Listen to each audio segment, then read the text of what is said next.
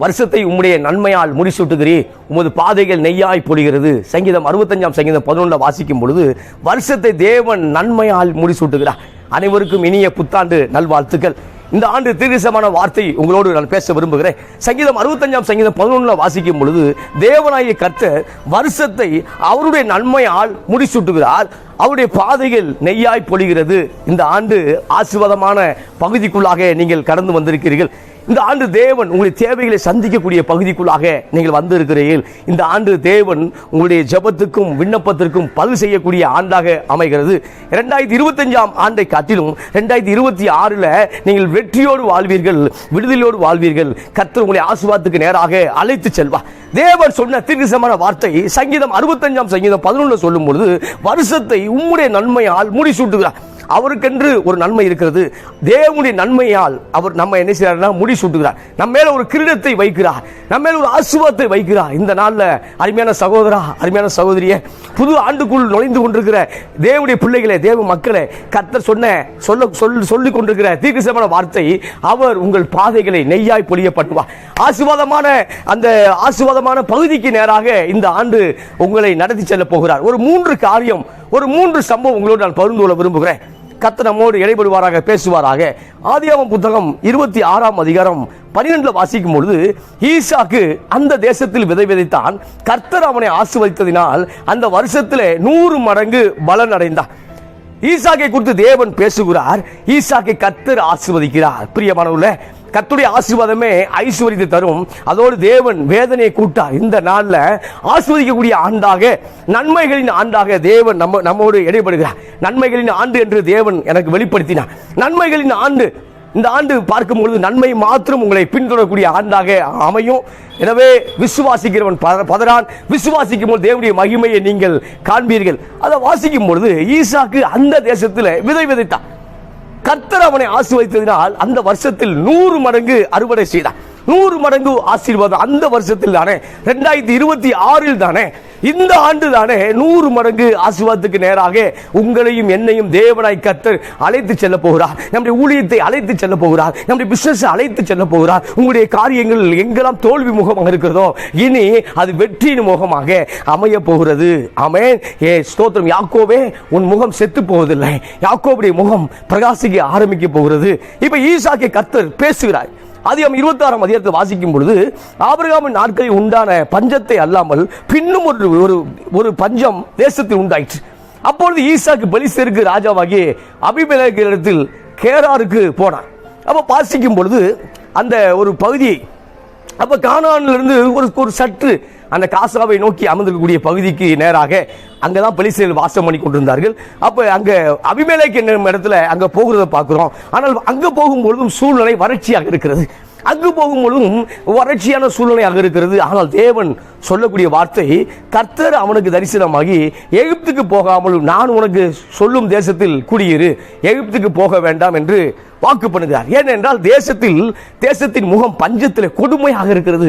கொடுமையாக இருக்கும் பொழுது தேவன் சொன்ன ஒரு வார்த்தை, நீ எகிப்துக்கு போக வேண்டாம். இந்த நாளில் எகிப்துக்கு போக வேண்டும் என்று தீர்மானிக்கக்கூடிய அருமையான சகோதரனே, எகிப்து என்றால் பழைய வாழ்க்கையை குறிக்கிறது, பழைய உறவுகளை குறிக்கிறது, தேவையற்ற காரியங்களை குறிக்கிறது, பார்வோனின் அடிமைத்தனத்தை குறிக்கிறது. அப்ப நீ எகிப்துக்கு போக வேண்டாம், நான் சொல்லக்கூடிய தேசத்தில் இந்த கேராரூர்ல இரு, நான் உன்னை ஆசீர்வதிப்பேன் ஆண்டவர் சொல்லும் பொழுது ஈசாக்கு கீழ்ப்படிந்ததை பார்க்கிறோம். இந்த நாளில, இந்த ஆண்டு நீங்கள் எதற்கெல்லாம் கீழ்ப்படிய வேண்டும் என்று தேவன் விரும்புகிறாரோ அந்த பகுதியில் நீங்கள் கீழ்ப்படியும் பொழுது தேவன் உங்களை ஆசீர்வதிக்க போதுமானவராக இருக்கிறார். எனவே இந்த ஆண்டில் நாம் தீர்மானம் எடுக்க வேண்டும். அதிகமாக நான் தேவனோடு உறவாடுவேன். ஒரு நாளைக்கு 10-15 அதிகாரமாக தேவனுடைய வசனத்தை, வார்த்தையை வாசிப்பேன். தசமத்தில் உண்மையாக இருப்பேன்.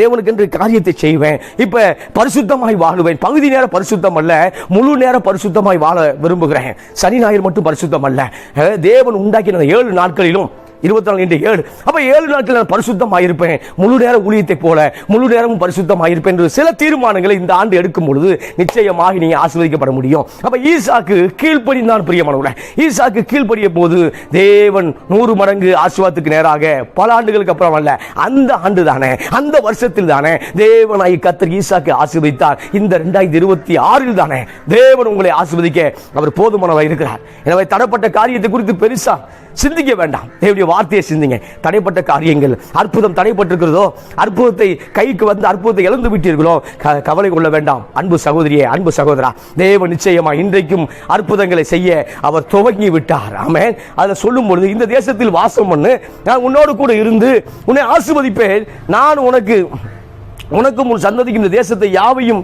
தந்து உன் தகப்பனாய் ஆபிரகாமுக்கு நான் இட்ட ஆணையை நிறைவேற்றுவேன் என்று கர்த்தர் சொல்வதை பார்க்கிறோம். அப்ப ஆபிரகாமுக்கு இட்ட ஆணையை நான் நிறைவேற்ற வேண்டும் என்றார். ஈசாக்கே, நீ என்னோடு வாசம் பண்ண வேண்டும், நீ என்னோடு இருக்க வேண்டும் என்று தேவன் சொல்லுகிறார். அப்ப தேசத்தில் பஞ்சம் உண்டான பொழுது அநேக மக்கள் கேராரிலிருந்து எகிப்துக்கு நேராக போய் கொண்டிருந்தார்கள். ஏனால் இந்த ஊரிலும் பஞ்சம் தலைவிரித்து ஆடுகிறது. ஆனால் உங்களை பஞ்ச காலத்திலும் தேவன் போஷிக்கும்படியாக அப்படி முகம் உங்கள் மேல் பதிக்கப்பட்டிருக்கிறது பிரியமானவர்களே. பஞ்ச காலத்தில் நீதிமானை போஷிக்கும்படியாக, பஞ்ச காலத்தில் நீதிமானை போஷிக்கும்படியாக, பஞ்ச காலத்தில் உன்னையும் என்னையும் கர்த்தர் போஷிக்கும்படியாக உங்கள் மேலே அவர் நினைவாக இருக்கிறார். ஆமென். நம்ம மேல் தேவன் நினைவாக இருக்கிறார். 2026 விசேஷித்த ஆண்டாக இருக்க போகிறது. அது நன்மையின் ஆண்டாக இருக்க போகிறது. அது அற்புதத்தின் ஆண்டாக இருக்கிற போது, அது பிளெஸிங் ஆண்டாக இருக்க போகுது. ஆமா, இயர் ஆஃப் பிளெஸிங். இது பிளெஸிங், ஆசீர்வாதத்தின் ஆண்டாக இருக்க போகிறது. எனவே சோர்ந்து போயிருக்கக்கூடிய அருமையான சகோதரியே, சோர்ந்து போயிருக்கக்கூடிய அருமையான தங்கச்சியே, சோர்ந்து போயிருக்கக்கூடிய அருமையான சகோதரா, அண்ணா, நீ மறுபடியும் கர்த்தரிடத்தில் வா. கர்த்தர் நிச்சயம் உன்னை ஆசீர்வதிக்க போதுமானவராக இருக்கிறார். அப்ப போகும்பொழுது எல்லாரும் பஞ்சத்தினால எகிப்துக்கு நேராக போகிறார்கள். பார்வோனுடைய அடிமைத்தனத்தை தேர்ந்தெடுக்கிறார்கள். பார்வோனுடைய வீட்டுக்கு நேராக, எகிப்துக்கு நேராக போய் கொண்டிருக்கிறார். பழைய வாழ்க்கைக்கு நேராக போய் கொண்டிருக்கிறார்கள். ஆனால் கர்த்தர் சொல்றார் ஈசாக்கை பார்த்து, நீ போக வேண்டாம், எகிப்துக்கு போக வேண்டாம். முக்கியமா சொன்ன வார்த்தை, எகிப்துக்கு போக வேண்டாம். இந்த நாள்ல பழைய வாழ்க்கைக்கு நீ திரும்ப வேண்டாம்.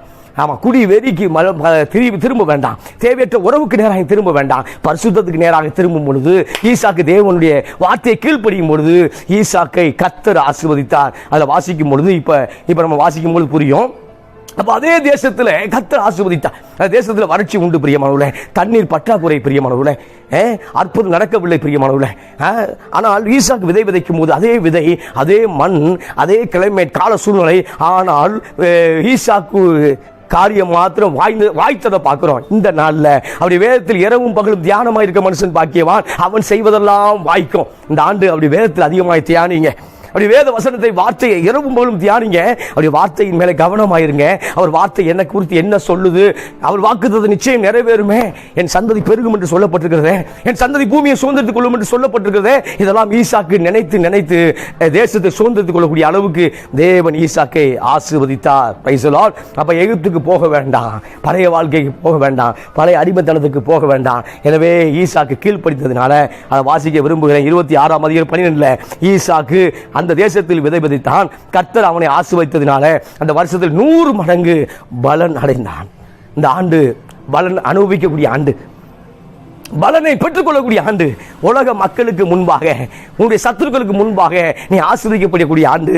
உன்னுடைய துரோகிகளுக்கு முன்பாக நீ உயர்த்தப்படக்கூடிய ஆண்டு பிரியமானவர்களே. அப்ப வாசிக்கும் பொழுது அது 13 வாசிக்கிறேன். ஆதியாகமம் 26:13 சொல்லும் பொழுது, அவன் ஐஸ்வர்யவனாகி வர வர விருத்தி அடைந்து மகா பெரியவனானான். அவனுக்கு ஆட்டு மந்தையும் மாட்டு மந்தையும் அநேக பணிவீரக்காரரும் இருந்தபடினாலே பெலிஸ்தி அவன் பேரில் பொறாமை கொண்டு, அப்ப பெலிஸ்தி பொறாமை கொள்ளக்கூடிய அளவுக்கு ஆசீர்வாதம். ஐயோ பாவம், வாழ்ந்துட்டு போறான், நம்ம மத்தியில கேராரில் வந்துட்டு ஈசாக்கு பஞ்சமலைக்கு வந்துட்டான், ஐயோ பாவன் வாழ்ந்துட்டு போறான்னு சொல்லி பெலிஸ்தியை சொல்லல. ஏன்னா இவன் வந்தேரியாக வந்தாலும் அகதியாக வந்தாலும் தேவன் அவனோடு கூட இருந்ததுனால அந்த தேசத்தின் ராஜா அபிமெலேக்கை காட்டிலும், அதை வாசிக்கிறேன். அப்ப 16ஆம் வசனம், அபிமெலேக்கு ஈசாக்கை நோக்கி, நீ எங்களை விட்டு போய்விடு, எங்களை பார்க்கல மிகவும் பலத்தவனானாய் என்று சொல்ற பார்க்கிறோம். ஒரு தேசத்தின் ராஜாவுக்கு எவ்வளவு சொத்து இருக்கு நமக்கு தெரியும். ஒரு தேசத்தின் ராஜாவுக்கு எவ்வளவு பெரிய ஆசீர்வாதங்கள் இருக்கு நமக்கு தெரியும். ஆமா, இன்னைக்கு நம்ம இருக்கக்கூடிய, நம்ம நாட்டை ஆளக்கூடியவர்களுக்கு எவ்வளவு ப்ராப்பர்ட்டி இருக்கு நமக்கு தெரியும். ஆனா இங்கு பார்க்கும் பொழுது அவர்கள் தேசத்தை ஆளும்படி, தேசத்திலே கர்த்தர் ஆளும்படியாக செய்தார் பிரியமானவர்களே. இங்க பார்க்கும் பொழுது ஆமா, அபிமெலேக்கை காட்டிலும் சூப்பர்ல, அபிமெலேக்கை காட்டிலும் ஈசாக்கு ஆசீர்வதிக்கப்பட்டார். அபிமெலேக்கை காட்டிலும் தேவனை கர்த்தர் ஈசாக்கை ஆசீர்வதித்தார். தேசத்தின் ராஜாவை காட்டிலும், தேசத்தில் இருக்கக்கூடிய மற்ற பணக்காரர்களை காட்டிலும் ஈசாக்கை கர்த்தர் ஆசீர்வதித்து பெருக பண்ணினார். எனவே அபிமெலேக்கு பெலிஸ்தியர்கள் என்ன செய்றாங்கன்னா, பொறாமைப்படக்கூடிய அளவுக்கு ஆசீர்வாதம் அமைகிறத பார்க்கிறோம். இந்த நாளில் நம்முடைய வாழ்க்கையில எதிராளிகள் பொறாமைப்படக்கூடிய அளவுக்கு 2026 ஆசீர்வதிக்கப்பட வேண்டும். எதிராளிகள் கவலைப்படணும். அந்த அளவுக்கு தேவன் நம்மை ஆசீர்வதிக்க வேண்டும். எதிராளிகள் திணறக்கூடிய அளவுக்கு நாம் ஆசீர்வதிக்கப்பட வேண்டும். அதான் தேவன் விரும்புகிறார். அதான் உங்களை குறித்து சித்தமாக இருக்கிறது. ஆமென். எனவே பிசாசு பார்க்கும் பொழுது உங்களை எகிப்துக்கு திரும்ப சொல்லிக்கிட்டே இருக்கான். ஈசாக்கின் ஆசீர்வாதத்தை நீங்கள் பெற்றுக்கொள்ளாதபடிக்கு உங்களை எகிப்துக்கு திரும்ப அப்படிங்கிறான். நீங்க எகிப்து திரும்பிடாங்க, தேவனுடைய பிள்ளைகளை எகிப்து பக்கம் திரும்பிடாதீங்க, தேவ சமூகத்தில் நில்லுங்க. தேவன் இன்றைக்கும் அற்புதங்களை செய்ய ஆரம்பிக்கிறார். அப்ப சொல்லும்போது அபிமெலேக்கு என்ன பண்றாரு, எங்களை விட்டு போய்விடும், ஈசாக்கு துரத்தக்கூடிய அளவுக்கு ஆசீர்வாதம். ஆனா ஈசாக்கு எதுவுமே பண்ணல, சமாதானமாய் வெளியே போனதை பார்க்கிறோம். அதுக்கப்புறம் ஆபிரகாமுடைய தன்னுடைய மகனுக்கு உண்டாக்கப்பட்ட கிணத்துல தண்ணீரை பார்க்கும் பொழுது அதை வாக்குவாதம் பண்ணுகிறத பார்க்கிறோம். அதை வாசிக்க விரும்புகிறேன். 20ஆம் வசனம் 26-20 கேராரு மேய்ப்பர் இந்த தண்ணீர் எங்கு தங்களுடைய என்று சொல்லி ஈசாக்குடைய மேய்ப்பருடைய வாக்குவாதம் பண்ணினார்கள். அவர்கள் தன்னோடு வாக்குவாதம் பண்ணினபடினால் அந்த துறவுக்கு ஏசேக்கு என்று பெயரிட்டான். வேறொரு துறவை வெட்டினார்கள், அதை குறித்தும் வாக்குவாதம் பண்ணினார்கள். ஆகையால் அதற்கு சித்தனா என்று பெயரிட்டான். இங்க பார்க்கும்போது அவுட்டில் ஒரு 2 கிணறு தோன்றாங்க. அது அப்பாவோட கிணறு தான். ஆபிரகாம் அவனுக்கு தோண்டி வச்சிருந்த கிணறு தான். அந்த கிணறை மறுபடியுமாக அதை தோண்டுகிறார்கள். தோண்டும் பொழுது தண்ணீர் சுரக்க ஆரம்பித்தது. இப்போ பார்க்கும்போது தண்ணீர் எங்களுடையது என்று சொல்லி ஈசாக்கோடு வாக்குவாதம் பண்ணுகிறார்கள். ஏசேக் என்று பேர் வைக்கிறார், அப்படி சித்னா என்று பேர் வைக்கிறார். வாக்குவாதம் பண்ணி கொண்டிருக்கிறார்கள். இந்த நாளில் உங்கள் ஆசீர்வாதத்தை பார்த்து எதிராளிகள் அபிமெலேக்கு பெலிஸ்தர்கள் வாக்குவாதம் பண்ணி கொண்டிருக்கிறார்களோ, கவலை கொள்ள வேண்டாம். தேவனாய் கர்த்தர் இன்னொரு அற்புதத்தை வைத்திருக்கிறார். அதான் ரெகோபோத், அதான் பழுகி பெருகக்கூடிய காரியம், அதான் மல்டிப்ளே காரியம். மறுபடியும் கணல் தோண்டும் பொழுது பின்பு அவ்விடம் விட்டு வேறொரு துறவை வெட்டினான். அதை குறித்து அவர்கள் வாக்குவாதம் பண்ணவில்லை.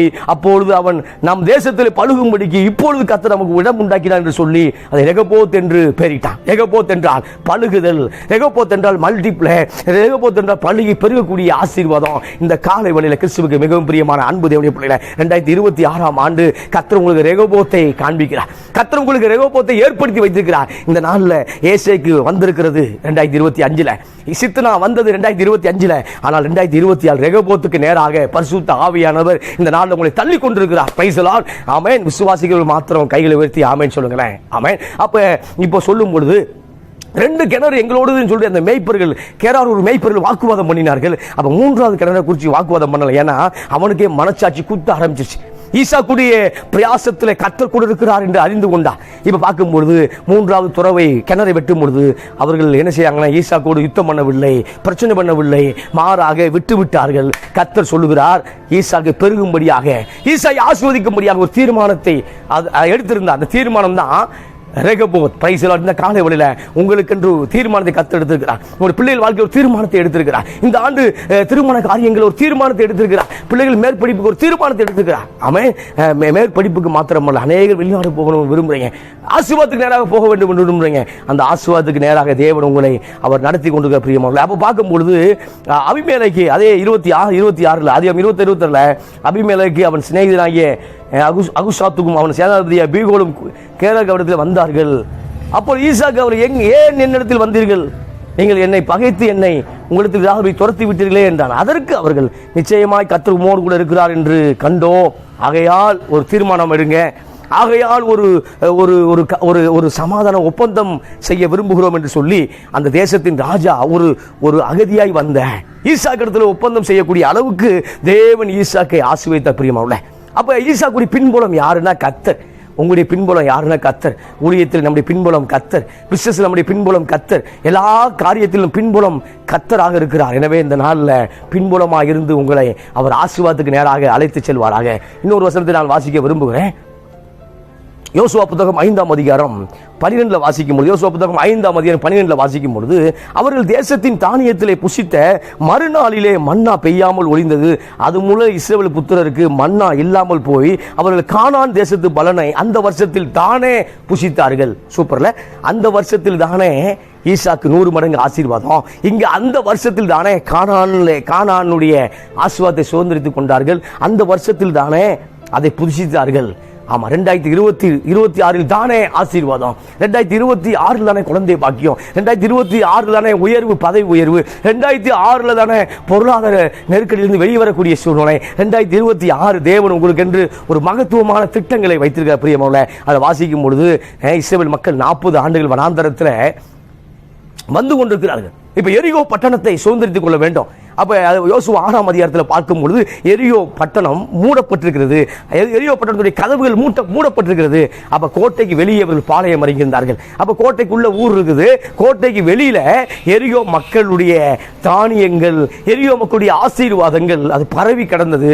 அதை அனுபவிக்க ஆரம்பித்தார்கள். இந்த நாள்ல சத்துருக்களின் ஆசீர்வாதங்கள், உங்களிடத்திலிருந்து பிசாசு பிடுங்கி கொண்டு போன ஆசீர்வாதத்தை மறுபடியும் தேவன் இந்த ஆண்டு திருப்பி கொண்டு வர போகிறார். ஆமென். நான் விசுவாசிக்கிறேன். ஆமா, இந்த ஆண்டு 10 ஆண்டுகள் தேவையான வளர்ச்சியை தரப்போகிறார். 10 ஆண்டுகள் நீங்கள் தோற்று போன வளர்ச்சியை திரும்ப தரப்போகிறார். 10 ஆண்டுகள்ல நீங்க எதெல்லாம் செய்ய வேண்டும் விரும்பினீர்களோ அந்த ஆண்டு வளர்ச்சியை இந்த ஒரே ஆண்டு தரப்போகிறார். தீர்க்கதரிசனமாக உங்களோடு நான் பேசிக் கொண்டிருக்கிறேன். ஆமென். அப்ப சொல்லும் பொழுது அப்ப இவர்கள் தேசத்தின் பலனை புசிக்க ஆரம்பித்த உடனே மண்ணா பெய்யல. ஏன்னா அது வரைக்கும் 40 ஆண்டுகள் வனாந்தரத்தில் என்னன்னா பஸ்காவை அனுசரித்தார்கள். பஸ்காவில ஆட்டுக்குட்டி இருந்தது, மண்ணா இருந்தது, அவ்வளவுதான். ஆனா இங்கு பார்க்கும்பொழுது, இப்ப பார்க்கும்போது சுட்ட கதிர்கள் இருக்கிறது, மக்காச்சோளங்கள் இருக்கிறது, கேழ்வரகு இருக்கிறது. அந்த தேசத்தின் தானியத்தை அப்பமா சப்பாத்தி மாதிரி ரொட்டி மாதிரி உருட்டி சாப்பிட ஆரம்பிச்சா, பஸ்காவோட அனுசரிக்க ஆரம்பிச்சான். இப்ப தேசத்தின் சத்துருக்களுடைய ஆசீர்வாதத்தை அனுபவிக்க ஆரம்பித்தார்கள். இந்த ஆண்டு சத்துருக்களுக்கு மேலாக ஜெயம் பெற்று அனுபவிக்கக்கூடிய ஆண்டு பிரியமானவர்களே. அப்ப பார்க்கிறோம் ஏன் எப்படின்னா அது அனுபவிக்கக்கூடிய கிருபை எப்படி கற்றுக் கொடுத்தாரு அப்படின்னா, கில்கால்ங்கிற அனுபவம் வந்துச்சு. கில்காலுக்குள்ள வந்த போதுதான் இந்த அனுபவம் பெற்றுக்கொண்டாங்க பிரியமானவர்களே. அதை வாசிக்கிற கர்த்தர் யோசுவாவை நோக்கி 5:9 எகிப்தின் நிந்தையை உங்கள் மேல் இராதபடிக்கு புரட்டி பெற்றேன் என்றார். அதனால் அந்த ஸ்தலம் இந்நாள் வரைக்கும் கில்கால் என்னப்பட்டது. கில்காலுக்குள்ள வரும்பொழுதுதான் பஸ்காவை ஆசரிக்கிறாங்க. கில்கால்ல தான் கர்த்தர் பேசுகிறார். எகிப்தின் நிந்தை உங்கள் மேல் இராதபடிக்கு புரட்டி போட்டேன். 2025 இருந்த நிந்தனையை புரட்டி போடுகிறார். 2025 கூடிய வியாதிகளை புரட்டி போடுகிறார். 2025 எதெல்லாம் சத்துரு உங்களை பலவீனப்படுத்திச்சோ, எந்த சத்துரு பாவத்துக்குள்ளாக உங்களை வைத்திருந்ததோ அந்த நிந்தையை கல்லை புரட்டி போடுவது போல தேவனாய் கர்த்தர் இந்த காலை வேளையில இந்த ஆண்டுல புரட்டி போடுகிறார் பிரியமானவர்களே. அப்ப எகிப்தின் நிந்தையை புரட்டி போட்டேன் என்று சொல்லி அந்த ஸ்தலத்து கில்கால் என்று பெயர் வைக்கிறது. கில்கால் என்றால் புரட்டி போடுதல், புரட்டி போடுதல், புரட்டி போடுறார். எதிரியை புரட்டி போடுறார், சத்துருக்களை புரட்டி போடுறார். அவன் அவங்களுக்கு உறவாக எழும்பக்கூடிய சாத்தான புரட்டி போடுறார். அப்ப கில்கால பார்க்கும் பொழுதுதான் ஒரு தேவ உறவு உண்டாகிறது. அந்த உடன்படிக்கை ஏற்படுத்தப்பட்ட உடன்படிக்கை என்னன்னா, ஆபிரகாமுக்கு சொன்ன விருத்தசேதன உடன்படிக்கை, ஆபிரகாமுக்கு சொன்ன அந்த சுன்னத் உடன்படிக்கை, அந்த சுன்னத்தை கைக்கொள்ள சொன்னார். இது மோசே மூலமாய் உண்டாக்கப்படவில்லை, நம்முடைய பிதாக்களாகிய ஆபிரகாம் மூலமாய் உண்டாக்கப்பட்டது. ஆபிரகாமுக்கு சொன்னார். அப்ப ஆபிரகாம் சொன்ன உடன்படிக்கையை இவர்கள் என்ன பண்ணாங்கன்னா, எகிப்திலிருந்து வெளியே வந்த அத்தனை மக்களும் 30 லட்சம் பேர் வர்றாங்களா, அத்தனை மக்களும் விருத்தசனம் பண்ணப்பட்டிருந்தார்கள். ஆனால் வனாந்தரத்தில் பிறந்த அந்த 40 ஆண்டுகளில் பிறந்திருந்த அந்த எந்த ஒரு ஆண் மக்களும் விருத்தசனம் பண்ணப்படவில்லை, உடன்படிக்கையை செய்யவில்லை.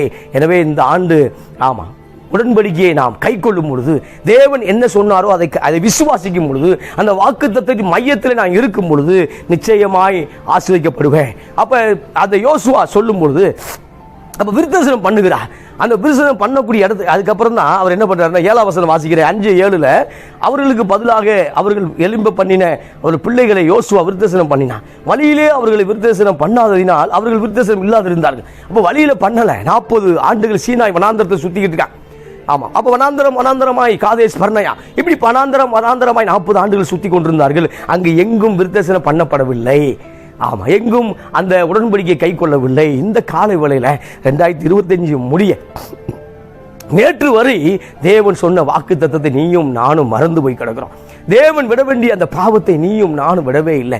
தேவன் சீர்படுத்தக்கூடிய காரியத்தை நீயும் நானும் தொடங்க ஆரம்பிக்கவே இல்லை. இப்ப 2026 நான் தொடங்க ஆரம்பித்தால், நீ தொடங்க ஆரம்பித்தால் நிச்சயமாக அந்த உடன்படிக்கை, ஆபிரகாமுக்கு சொன்ன உடன்படிக்கை எப்படி யோசுவா செய்தது போல அவ கீழ்கால்குள்ள நிந்தையை புரட்டி போட்டு அதுக்கப்புறம் இந்த தேசத்தின் ஆசீர்வாதத்தை அவர் சுதந்திரித்து கொண்டது போல இந்த நாள்ல தேவன் சொன்ன வார்த்தையை நாம் கீழ்ப்படியும் பொழுது நிச்சயமாய் ஆசீர்வதிக்கப்பட்ட மகனாக மகளாக வாழ முடியும். ஆமென் சொல்லுங்களேன். ஆமென். நிச்சயமா இந்த ஆண்டு உங்களுக்கு பெஸ்டா இருக்கும். ஆமா, பெஸ்டா இருக்கும். உங்களுக்கு நான் ஆசீர்வாதி ஜெபம் பண்ணி தான் முடிக்க விரும்புறேன். ஆமா, பெஸ்டா இருக்கும். அப்ப சொல்லும் பொழுது இப்ப பார்க்கும்போது தான் எரியோவுடைய அந்த அப்பதான் தானியத்தை புசிக்கிறாங்க. அப்ப 40 ஆண்டுகள் மண்ணை தான் சாப்பிட்டுட்டு இருந்தான். வேற ஒன்றும் தெரியாது, தேசத்தின் பலன் என்னன்னு தெரியாது. ஆமா, இப்ப அந்த தேசத்தின் பலனை, கானானின் பலனை, ஆசீர்வாதத்தை புசிக்க ஆரம்பித்தார். இந்த காலை வேளையில இந்த ஆண்டு ஆசீர்வாதத்தை புசிக்க தொடங்குவீர்கள், நன்மையை புசிக்க தொடங்குவீர்கள். நன்மை கிருபை தொடரக்கூடிய ஆண்டாக இந்த ஆண்டு அமையும். இன்னொரு சம்பவத்தை, ஒரு அற்புதமான ஒரு வசனத்தை வாசித்து நிறைவு செய்ய விரும்புகிறேன். அதில் வாசிக்கும் பொழுது 1 நாளாகமம் புத்தகம் 4ஆம் அதிகாரம் 9-10 வாசிக்கும் பொழுது, யாபேஸ் தன் சகோதரனை பார்க்கிலும் கனம் பெற்றவனாக இருந்தான். அவன் தாயினால் தான் துக்கத்தோடு அவனுக்கு பெற்றேன் என்று சொல்லி அவனுக்கு யாபேஸ் என்று பெயரிட்டான். இங்கு பார்க்கும்பொழுது யாபேஸ்ங்கிற ஒரு மனிதனை குறித்து பார்க்கிறோம்.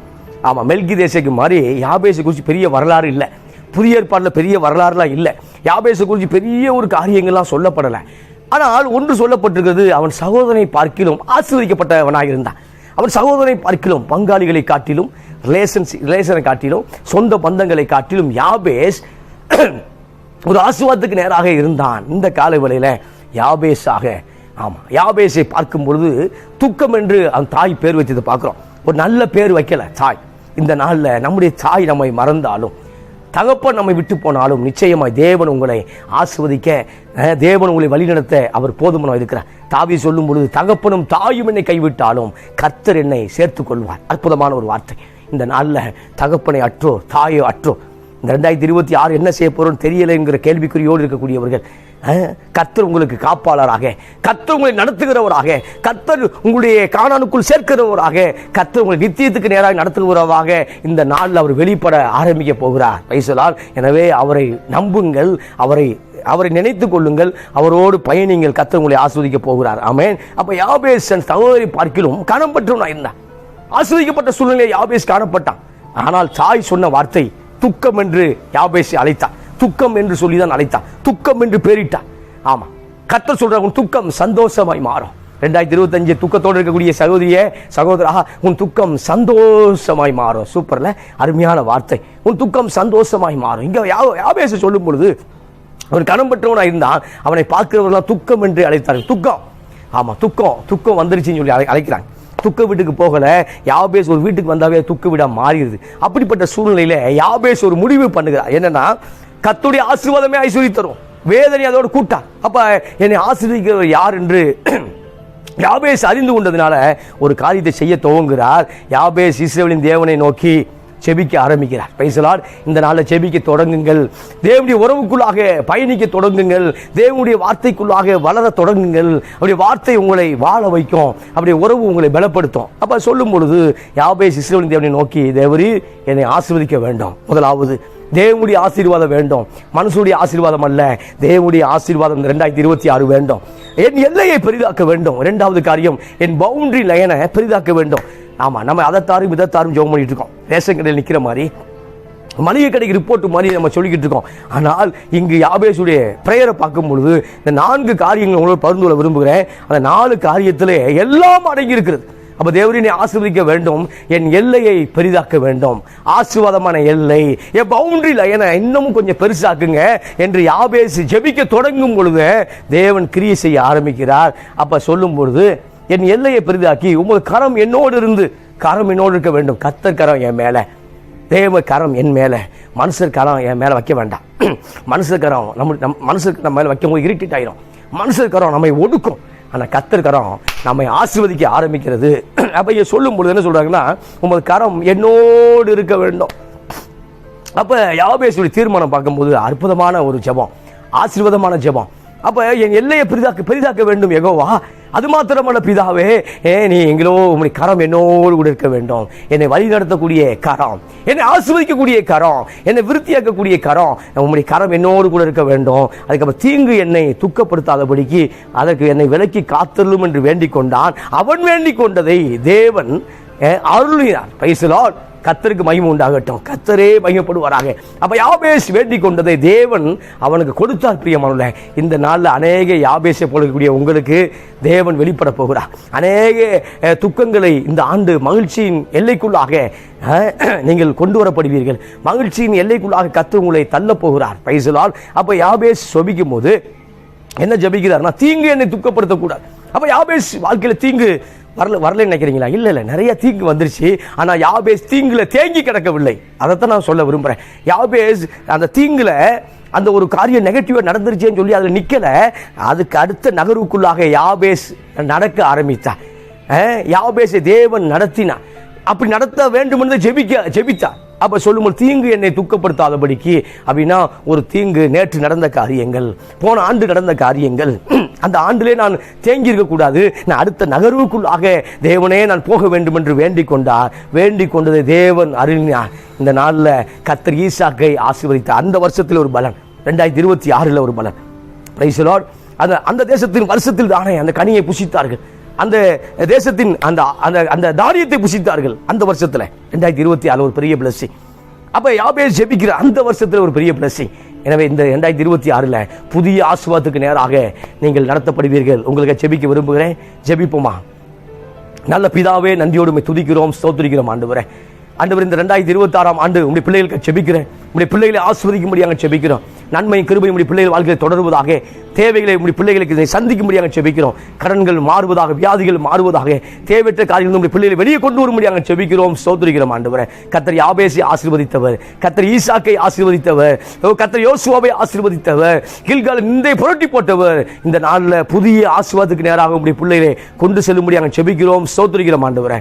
அப்பா, இந்த நேரத்தில் உங்களுடைய பிரசன்னம் நம்முடைய பிள்ளைகள் வீட்டில் நிரப்பப்படுவதாக ஜெபிக்கிறோம் ஆண்டவரே. உங்களுடைய பரிசுத்த ஆவியானவர் நம்முடைய பிள்ளைகளை ஆசீர்வதிக்கும்படியாக ஜெபிக்கிறோம் ஆண்டவரே. நன்மையும் கிருபையும் மாத்திரம் நம்முடைய பிள்ளைகள் வாழ்க்கையில அது தொடர்வதாக ஜெபிக்கிறோம்ப்பா. 2026 நம்முடைய பிள்ளைகள் சீரோடும் சிறப்போடும் இருப்பார்கள் என்று நான் ஆசீர்வதிக்கிறேன் ஆண்டவரே. அவர்கள் வாழ்ந்து சுகமாக இருக்கட்டுமாப்பா.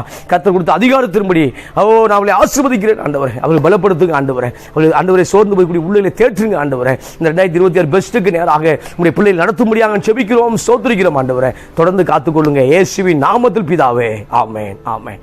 நீங்க ஆசீர்வதிக்கப்பட்டவர்கள். கர்த்தர் உங்களை ஆசீர்வதிப்பார். இந்த ஆண்டு நன்றாய் வாழ தொடங்குவீர்கள், நன்றாக இருப்பீர்கள். கர்த்தர் உங்களோட